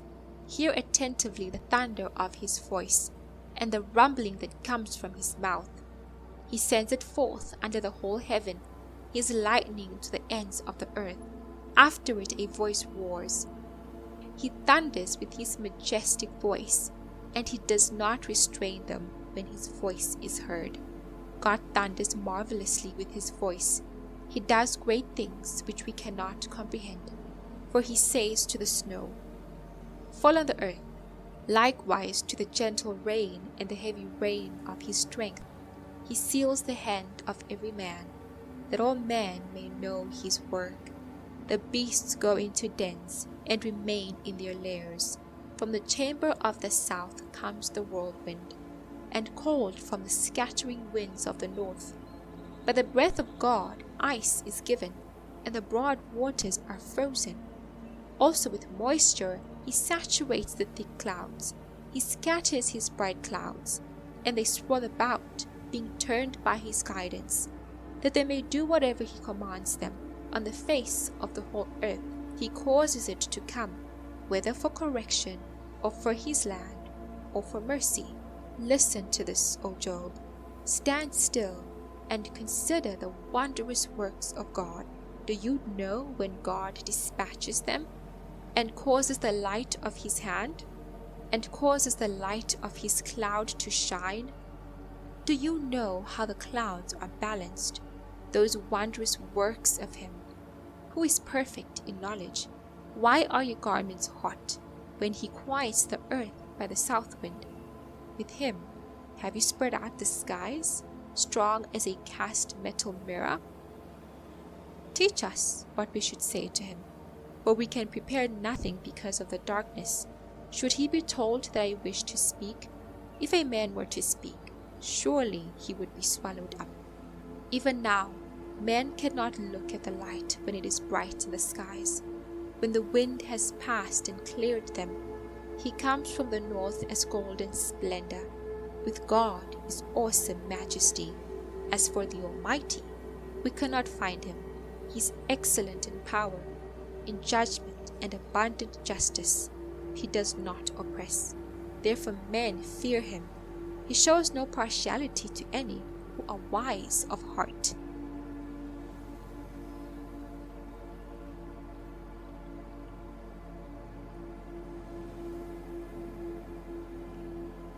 Then the Lord answered Job out of the whirlwind and said, Who is this who darkens counsel by words without knowledge? Now prepare yourself like a man. I will question you, and you shall answer me. Where were you when I laid the foundations of the earth? Tell me, if you have understanding, who determined its measurements? Surely you know, or who stretched the line upon it?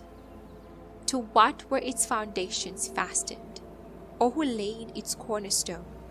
When the morning stars sang together, and all the sons of God shouted for joy, or who shut in the sea with doors, when it burst forth and issued from the womb, when I made the clouds its garment, and thick darkness its swaddling band, when I fixed my limit for it, and set bars and doors, when I said, This far you may come, but no farther, and here your proud waves must stop.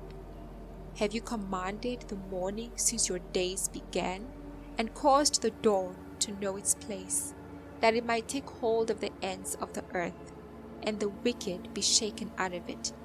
It takes on form like clay under a seal, and stands out like a garment. From the wicked their light is withheld, and the upraised arm is broken. Have you entered the springs of the sea, or have you walked in search of the depths? Have the gates of death been revealed to you, or have you seen the doors of the shadow of death? Have you comprehended the breadth of the earth? Tell me, if you know all this. Where is the way to the dwelling of light? And darkness, where is its place? That you may take it to its territory, that you may know the paths to its home. Do you know it because you were born then, or because the number of your days is great? Have you entered the treasury of snow, or have you seen the treasury of hail, which I have reserved for the time of trouble, for the day of battle and war? By what way is light diffused, or the east wind scattered over the earth? Who has divided a channel for the overflowing water, or a path for the thunderbolt, to cause it to rain on land where there is no one, a wilderness in which there is no man, to satisfy the desolate waste, and cause to spring forth the growth of tender grass? Has the rain a father, or who has begotten the drops of dew, from whose womb comes the ice, and the frost of heaven, who gives it birth? The waters harden like snow, and the surface of the deep is frozen. Can you bind the cluster of Pleiades, or loose the belt of Orion? Can you bring out Mazzaroth in its season, or can you guide the great bear with its cubs? Do you know the ordinances of the heavens? Can you set their dominion over the earth? Can you lift up your voice to the clouds, that an abundance of water may cover you? Can you send out lightnings, that they may go and say to you, Here we are? Who has put wisdom in the mind, or who has given understanding to the heart? Who can number the clouds by wisdom, or who can pour out the bottles of heaven, when the dust hardens in clumps, and the clods cling together? Can you hunt the prey for the lion, or satisfy the appetite of the young lions? when they crouch in their dens or lurk in their lairs to lie in wait? Who provides food for the raven when its young ones cry to God and wander about for lack of food?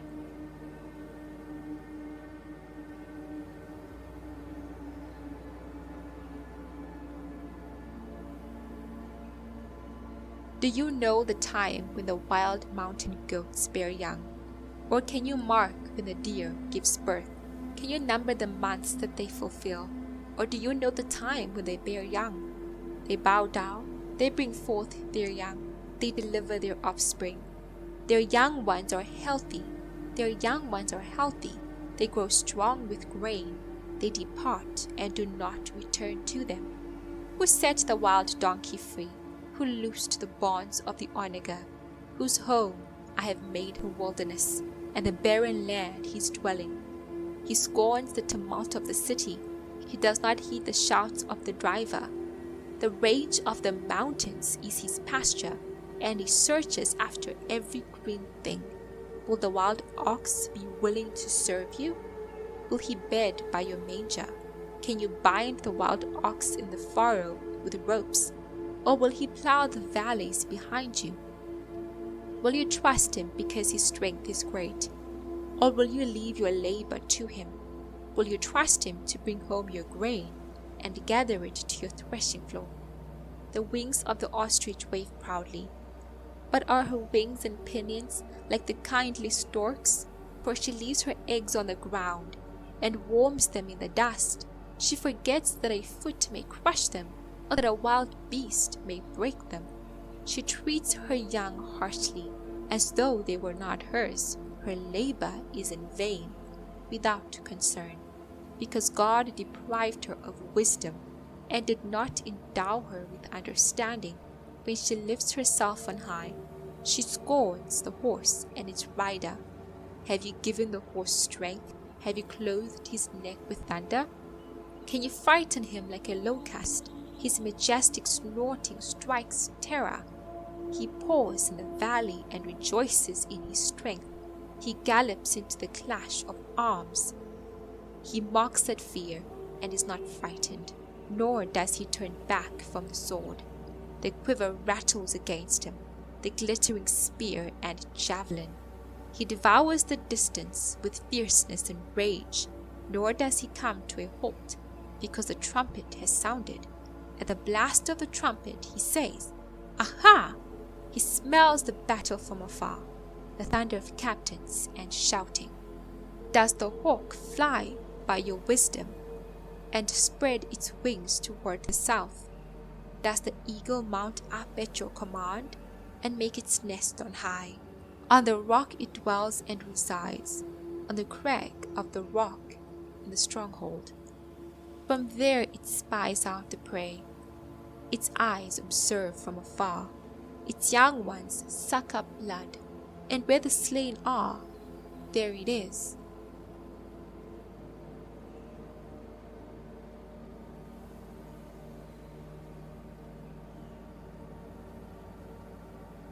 Moreover, the Lord answered Job and said, Shall the one who contends with the Almighty correct him? He who rebukes God, let him answer it.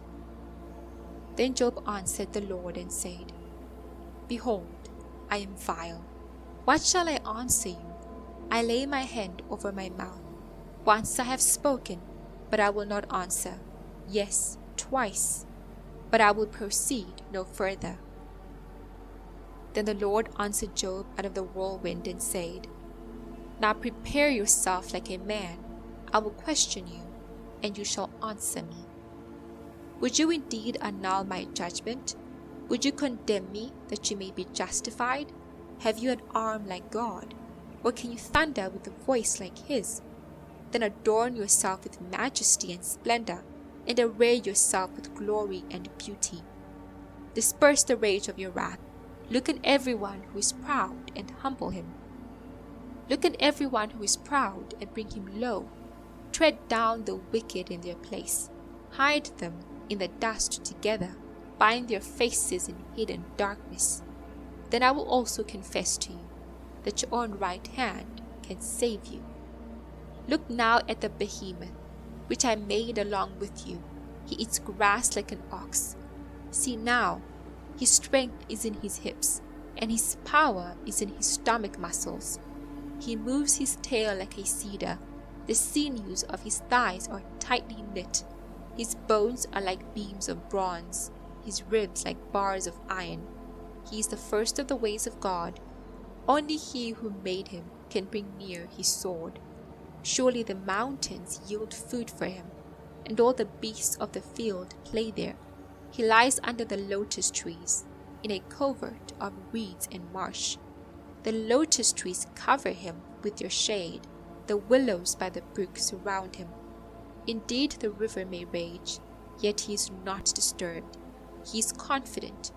Though the Jordan gushes into his mouth, though he takes it in his eyes, or one pierces his nose with a snare.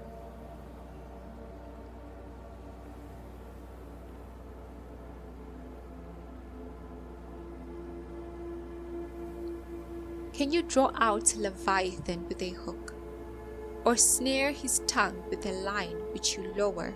Can you put a reed through his nose, or pierce his jaw with a hook? Will he make many supplications to you?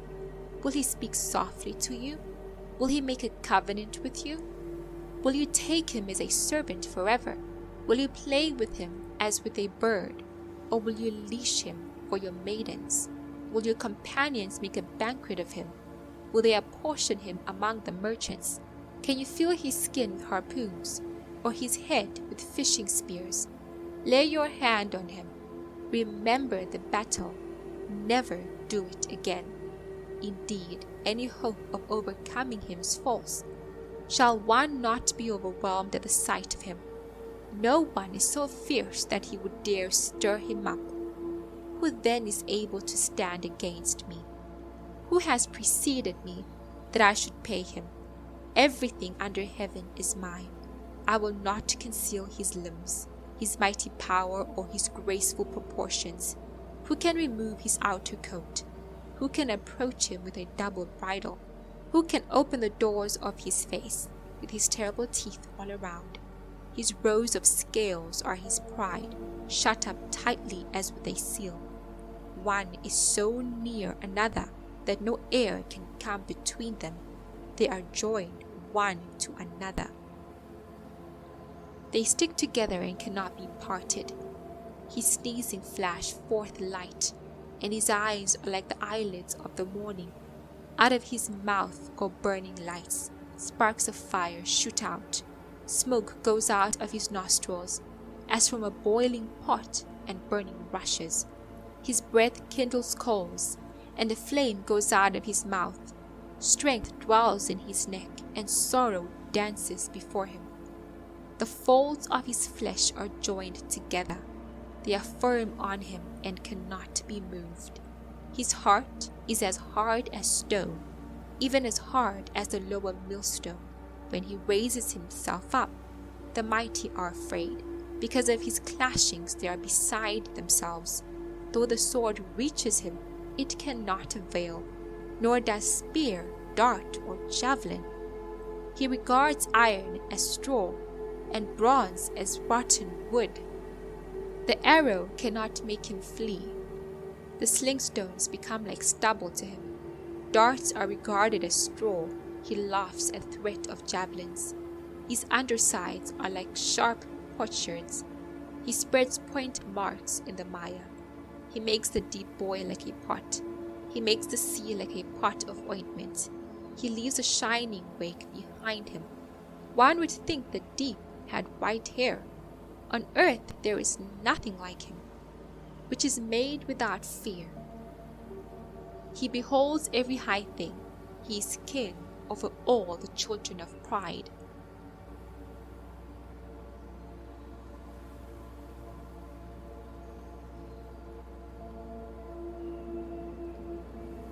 Then Job answered the Lord and said, I know that you can do everything, and that no purpose of yours can be withheld from you.